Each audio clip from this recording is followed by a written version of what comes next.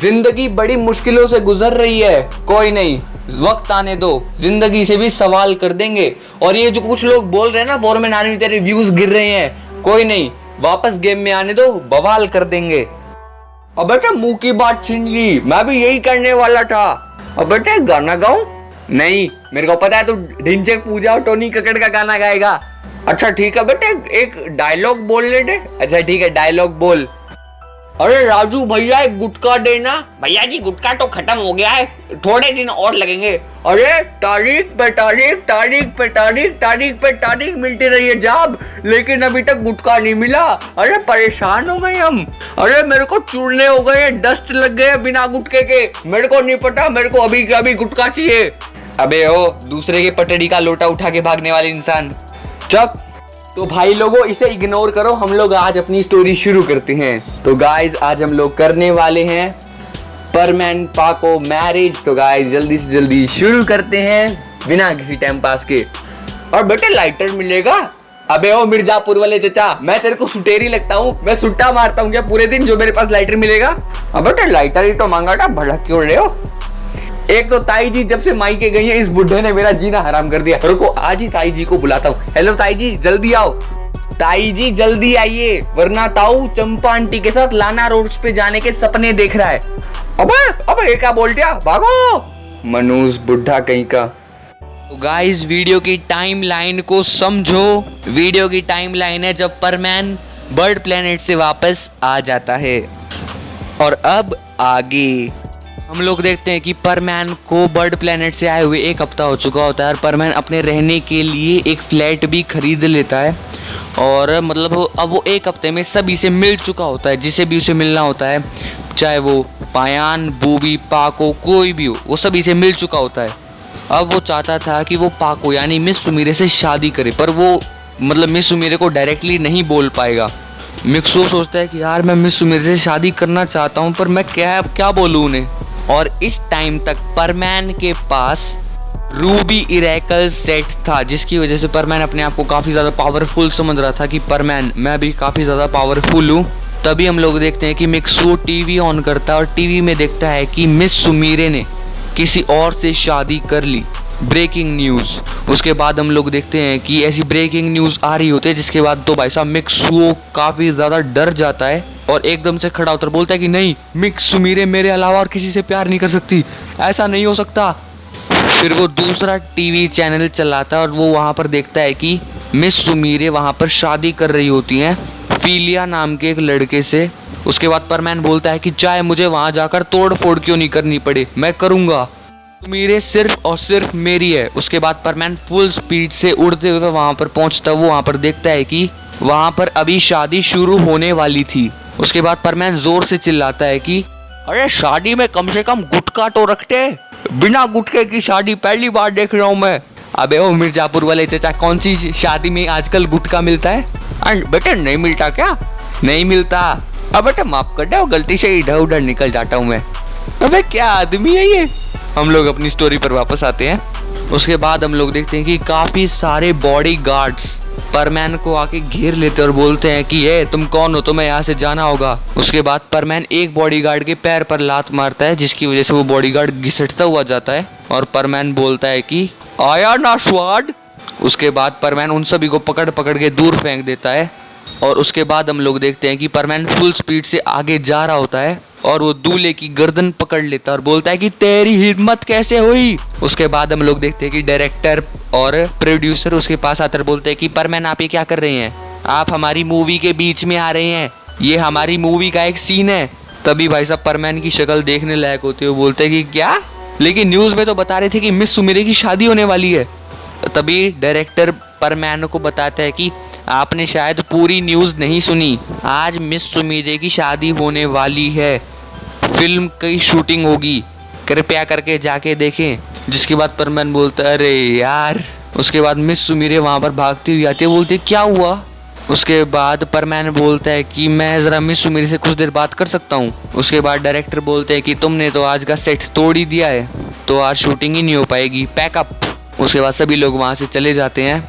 वहाँ पर सुमीरे और परमैन ही बचते हैं और सुमीरे परमैन पर काफ़ी ज़्यादा गुस्सा हो रही होती है, बोलते है कि तुम मेरी फिल्म की शूटिंग के बीच में आ गए परमैन, ये क्या बात हुई? चलो फिल्म की शूटिंग के बीच में आए तो आए, तोड़ फोड़ करने की किसने कही थी? तभी परमैन एक प्यारी सी स्माइल देते हुए बोलता है कि मेरे को लगा यहाँ पर तुम मुझे छोड़कर किसी और के साथ शादी कर रही हो, गलती से मिस्टेक। कॉपीराइट पड़ जाएगा। हाँ ताऊ, तेरा बाप देगा कॉपीराइट। बाप पे जाना नहीं, वरना मैं गुटखा खा के मुंह पे थूक देगा। एक बार ताई को आने दे, इसको नंगा करके पिटवाऊंगा आज मैं। इस मनुष्य बुढ़े ने मेरा दिमाग खराब कर दिया है। फिलहाल हम लोग अपनी स्टोरी पर वापस आते हैं। तो उसके बाद हम लोग देखते हैं कि मिस सुमीरे परमैन से नाराज़ हो जाती है क्योंकि उनका आज लास्ट शूटिंग डे था। उसके बाद उन्हें और शूटिंग नहीं करनी थी। उसके बाद फाइनली वो अपनी इस मूवी से फ्री हो सकती थी और परमैन के साथ फ्री टाइम स्पेंड कर सकती थी। लेकिन परमैन ने तो पूरा सेटअप ही तोड़ दिया है और अब पूरा सेटअप बनने में 1 हफ्ता और लगेगा। ये इसका मतलब मुझे 1 हफ्ता और इस मूवी के लिए देना पड़ेगा। इस वजह से मिस सुमीरे परमैन से गुस्सा थी और वो वहाँ से चली जाती हैं और परमैन उन्हें जाते हुए देखता है। तभी पीछे से गोल्ड डिगर आ जाती है। हाँ, मेन डायलॉग भी तू ही बोल ले। पीछे से मिचिको आ जाती है और बोलती है कि परमैन मुझे ना तुमसे कुछ कहना है। उसके बाद परमैन बोलता है कि हाँ क्या बात है। उसके बाद हम लोग देखते हैं कि मिचिको परमैन से बोलती है कि परमैन मैं तुम्हें पसंद करने लगी हूँ। तभी परमैन बोलता है कि sorry I have a girlfriend. अबे यार, ये मनुष्य बुड्ढा सारे मेन डायलॉग खुद ही बोल देता है। अब बेटा माफ कर दो, गलती से इधर उधर निकल जाता हूँ। हे भगवान, इतने विचित्र टाइप के, इतने फालतू लोग मेरी जिंदगी में क्यों? एक वो मेरा बेस्ट फ्रेंड और एक ये ताऊ, दोनों ने जिंदगी झंड करी हुई है। और अगर आपका भी कोई बेस्ट फ्रेंड है जिसने आपकी जिंदगी झंड की हुई है तो कृपया करके कमेंट सेक्शन में जरूर बताना, क्योंकि मुझे भी पता होना चाहिए ना कि अकेला मैं ही नहीं हूं जो तड़प रहा है। फिलहाल हम लोग मुद्दे से नहीं भटकेंगे और अपनी स्टोरी पर वापस आते हैं। उसके बाद हम लोग देखते हैं कि मिचिको बोलती है इस परमैन की इतनी हिम्मत कि इसने मेरे को रिजेक्ट किया, अब मैं इसे छोड़ूंगी नहीं। अबे ओए सस्ता नशा करने वाली डायन, हैजा खाए तू, कीड़े पड़े तेरे को, तू कभी मिल मेरे को, तेरे को छोड़ेगा नहीं अपन। मोनू मेरा रामपुरी चाकू लेके आ। अब बेटे रामपुरी चाकू का क्या करेगा? आज किसी की जान लेनी है मुझे। क्या? अबे ओए सनकी बुड्ढे, मैंने जान बोला गा। चलो रहने दो, ये मेरे मुंह से गाली सुन के मानेगा। ए सनकी बुड्ढे चला जाए यहाँ से, वरना छोड़ूंगा नहीं। अच्छा ठीक है बेटे, मैं जा रहा हूँ, बाय। इसे तो वीडियो की एंड में देखता हूँ।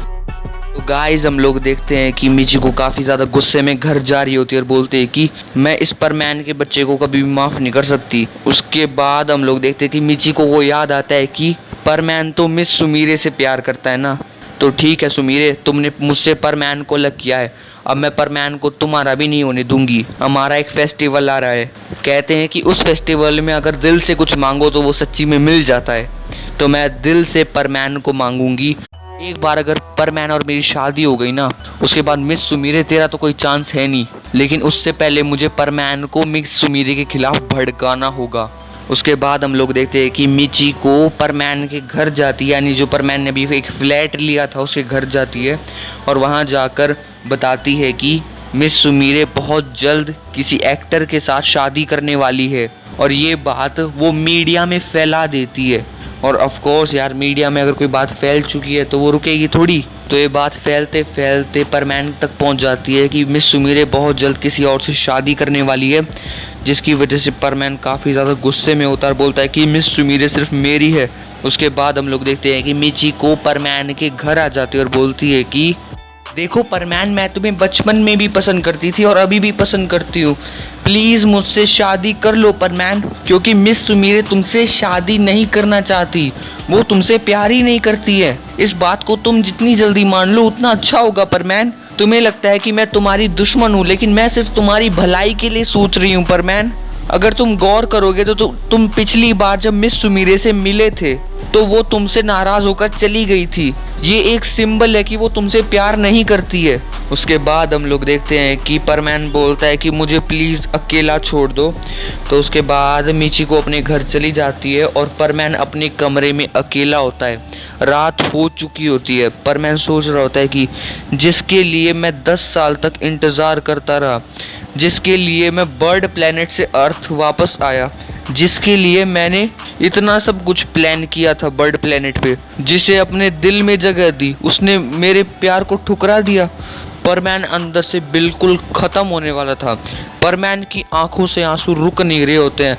हम लोग देखते हैं कि परमैन रोते रोते बोलता है कि मिस सुमीरे, तुम मेरे साथ ऐसा नहीं कर सकती, तुम मेरी जान थी एक टाइम पर। हम लोग देखते हैं कि परमैन के कमरे की लाइट भी बंद हो जाती है। अब परमैन के कमरे में पूरी तरीके से अंधेरा था। परमैन एक जगह शांति से बैठा हुआ था और कुछ सोचे जा रहा। उसके बाद हम लोग देखते हैं कि परमैन एक डिसीजन पे पहुंचता है और बोलता है कि अगर पाको सच्ची में किसी और से शादी करना चाहती है तो मैं उसे कभी भी नहीं रोकूंगा। मैं उसकी शादी के बीच में नहीं आने वाला हूँ। मैं बस मिस सुमीरे से यानी पाको से बस एक ही बात बोलना चाहता हूँ कि हमेशा खुश रहना पाको। मैं कभी भी बर्दाश्त नहीं कर पाऊंगा कि तुम्हारी आंखों में आंसू हैं। अगर तुम मुझसे अलग होकर खुश हो तो हमेशा के लिए तुम मुझे छोड़कर जा सकती हो, मुझे कोई फर्क नहीं पड़ेगा, लेकिन मेरी वजह से अपने आप को कभी भी दुखी महसूस मत करना। उसके बाद हम लोग देखते हैं कि परमैन बहुत ज़्यादा रोता है और वो काफ़ी रोते रोते उसे नींद आ जाती है। और जैसे वो सोता है तो वो सीधा अगले दिन उठता है और वो बोलता है कि अरे यार बहुत सर दर्द कर रहा है मेरा। तभी हम लोग देखते हैं कि एक न्यूज़ आ रही होती है कि एक बहुत ही बड़ा मीटेरॉइड अर्थ पर गिरने वाला है, वो भी जापान पर। और कुछ लोग ये बता रहे थे कि अगर ये जापान पर गिरा तो पूरा जापान तबाह हो जाएगा। उसके बाद हम लोग देखते हैं कि परमैन एकदम से खड़ा होता है और बोलता है कि मुझे अर्थ को बचाना होगा। उसके बाद हम लोग देखते हैं कि परमैन फटाफट से अपना रूबी इरेकल सेट ऑन कर लेता है और फुल स्पीड से उस मीटेरॉइड को रोकने चला जाता है। हम लोग देखते हैं कि जैसे ही परमैन वहां पर पहुंचता है वो देखता है कि मीटेरॉइड सच्ची में बहुत ही ज्यादा बड़ा है। ये सिर्फ जापान ही नहीं, नॉर्थ कोरिया, साउथ कोरिया, चीन, इंडिया, नेपाल, बहुत सारे देशों को हार्म पहुंचा सकता है।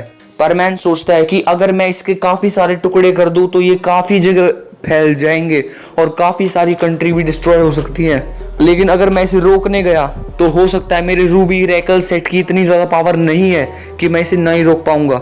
उसके बाद हम लोग देखते हैं कि परमैन बोलता है अब मेरे पास कोई रास्ता नहीं है। उसके बाद हम लोग देखते हैं कि परमैन फुल स्पीड से उस मीटेरॉइड को हवा में ही रोकने की कोशिश करता है। उसके बाद हम लोग देखते हैं कि वो मीटेरॉइड नहीं रुक रहा होता है। परमैन और ज्यादा टेंशन में आ जाता है कि अरे यार ये रुक क्यों नहीं रहा है।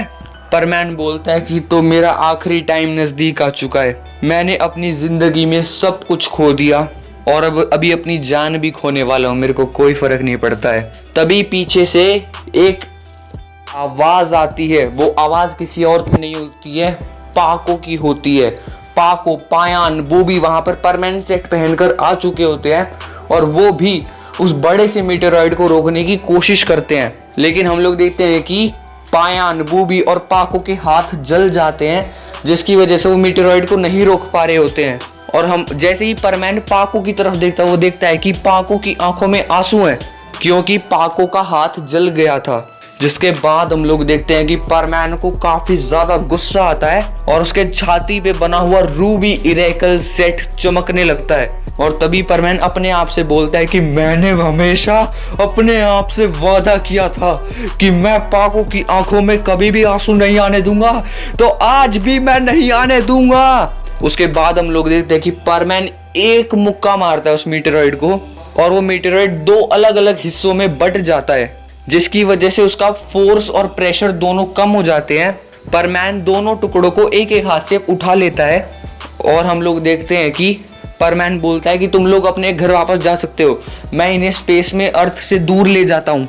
तभी हम लोग देखते हैं कि पाको बोलती है परमैन मैं तुम्हारे साथ चलूंगी, लेकिन परमैन पाको की बातों को इग्नोर करता है और परमैन बोलता है कि मैं जल्दी वापस आ जाऊंगा पायान बूबी। उसके बाद परमैन वहां से चला जाता है। जैसे ही परमैन वहां से जाता है पाको को उसका बिहेवियर कुछ अलग लग रहा था कि परमैन मुझसे ऐसी बात नहीं कर सकता, जरूर कुछ ना कुछ बात है। तभी हम लोग देखते हैं कि परमैन के जाने के बाद पाको अपने घर पर वापस आ जाती है और उसके बाद वो शाम को वॉक के लिए निकलती है। तो रास्ते में उसे मीची को मिलती है। मीची को, ये सस्ती गोल्डिगल फिर आ गई, मेरी गोल्डिगल निकालो, ठोक डालेगा अपन। अबे ताऊ ओवर एक्टिंग मत कर, ये फ्री फायर नहीं है, और हाँ इसका ओवर एक्टिंग का पैसा काटो।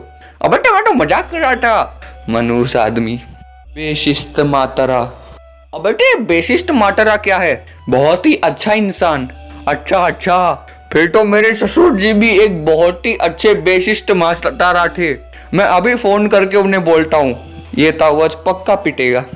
अली भाई, ये बेशिस्त मातला क्या है ये तो बताओ। गवार बुढ़ा। अच्छा अच्छा। उसके बाद हम लोग देखते हैं कि मिस सुमीरे छुपकर मतलब मिचिको को देख रही थी और मिचिको झूमते झूमते जा रही थी क्योंकि उसने काफी सारा जूस पी लिया था। तभी हम लोग देखते हैं कि मिचिको गिर जाती है। अब बेटा मेरे को पता है वो बहुत ही गिरी हुई औरत है। ताऊ स्टोरी का एंड चल रहा है, सच्ची बोल रहा हूँ, अगर अब तूने बोला ना तेरी खैर नहीं है। अच्छा ठीक है बेटा, मैं गुटखा खाने जा रहा हूँ, #गुटखा लवर। उसके बाद हम लोग देखते हैं कि मिस सुमीरे मिचिको को उठाती है, लेकिन मिचिको को मिस सुमीरे का चेहरा दिख नहीं रहा होता है। उसके बाद मिचिको उसे अपना दोस्त समझती है और बोलती है कि आज मैं तुझे एक बात बताती हूँ मेरी दोस्त, चल पार्क में। उसके बाद मिस सुमीरे मिचिको के साथ पार्क में चली जाती है। वहां पर मिचिको बताती है कि मैंने कैसे परमैन और पाको मतलब वो सुमीरे के बीच में लड़ाई करवा दी, इसकी वजह से परमैन उससे बात नहीं करेगा। बेसिकली कह सकते हो तो मैंने उन दोनों को भड़का दिया है। मैं ऐसे नहीं बोल रहा हूँ, मिचिको बोल रही थी। उसके बाद पाको यानी मिस सुमीरे समझ जाती है कि मिचिको ने ही ये सब किया है और मिचिको की वजह से ही परमैन मिस सुमीरे से बात नहीं कर रहा था। उसके बाद हम लोग देखते हैं कि मिस सुमीरे वहां से गुस्से में चली जाती हैं और हम लोग देखते हैं कि 1-2 घंटे में परमैन भी वापस आ जाता है अर्थ पर। और अगले दिन हम लोग देखते हैं कि जापान में एक फेस्टिवल होता है, जिस फेस्टिवल में अगर आप कोई विश मांगो ना और उसे बैम्बू ट्री के साथ बांध दो तो वो विश जरूर पूरी हो जाती है। तभी पायान बोलता है कि हम चारों परमैन्स एक साथ विश मांगेंगे। उसके बाद हम लोग देखते हैं कि परमैन ना चाहते हुए भी वहां पर पहुंच जाता है अपनी विश लेकर और वो उस विश को बैम्बू ट्री के साथ बांध देता है। और तभी हम लोग देखते हैं कि वहां पर मिस सुमीरे भी आ जाती है और मिस सुमीरे भी अपनी विश को बैम्बू ट्री के साथ बांध रही होती हैं। तभी मिस सुमीरे परमैन से पूछती है कि परमैन तुमने क्या मांगा? तभी परमैन बोलता है कि मैंने जो मांगा है वो पूरा हो नहीं सकता, तो सोचा एक बार इस चीज को फेक साबित कर दूं।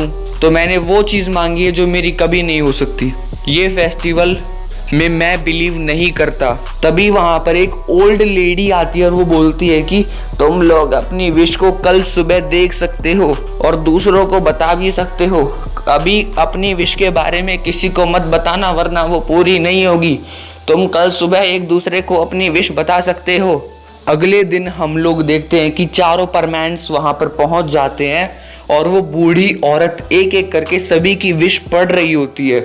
सबसे पहले वो बूबी की विश पढ़ती है कि मुझे काफी सारे केले खाने को मिले। तो उसके बाद हम लोग देखते हैं कि वो बूढ़ी औरत बोलते हैं कि बेटा तुम्हारी विश जरूर पूरी होगी।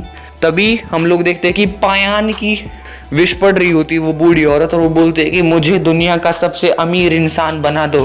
चिंता मत करो बेटा, तुम बन जाओगे। उसके बाद हम लोग देखते हैं कि वो बूढ़ी औरत परमैन की विश पढ़ रही होती है और पाको काफी ज्यादा एक्साइटेड होती है कि आखिर परमैन ने क्या मांगा। उसके बाद वो बूढ़ी औरत पढ़ती है कि पाको को हमेशा खुश रखना। तो हम लोग देखते हैं कि जैसे ही पाको के कान में ये पड़ता है ना कि पाको को हमेशा खुश रखना, तो पाको परमैन की तरफ देख ही रही होती है। उसके बाद हम लोग देखते हैं कि वो बूढ़ी औरत मिस सुमीरे की यानी कि पाको की विश पढ़ रही होती है। तभी वो पढ़ रही है कि मैं हमेशा परमैन के साथ रहना चाहती हूँ। अब जैसे ही ये विश सुनाई देती है ना परमैन को बिलीव नहीं होता है। वो मिस सुमीरे यानी पाको को देखे जा रहा था, तो परमैन को ऐसा लगता है कि पाको उसे पोक कर रही थी, जिसके बाद परमैन गुस्से से वहां से चला जाता है और वो जाकर एक मतलब की खाली सी जगह पर बैठ जाता है। और तभी वहां पर मिस सुमीरे भी आती है यानी पाको, और वो उसके साइड में बैठ जाती है और बोलती है कि तभी मिस सुमीरे बोलती है क्या तुम मुझसे शादी नहीं करोगे? तभी परमैन बोलता है कि नहीं, जब तुम किसी बॉलीवुड स्टार से शादी कर रही हो और तुम मेरे साथ नहीं रहना चाहती तो तुमने बैम्बू ट्री से ये क्यों बांधा? तो पाको बोलते है कि अरे बुद्धू सुन, मैं बचपन से तुझसे प्यार करती आ रही हूँ। तो बुद्धू शादी उसी से करते हैं जिससे प्यार करते हैं, तो तुझसे प्यार करती हूँ बुद्धू। तभी परमैन बोलता है कि मैं कैसे बिलीव करूं। तभी हम लोग देखते हैं कि पाको एक लेटर निकालती है अपनी जेब से और वो परमैन को देती है।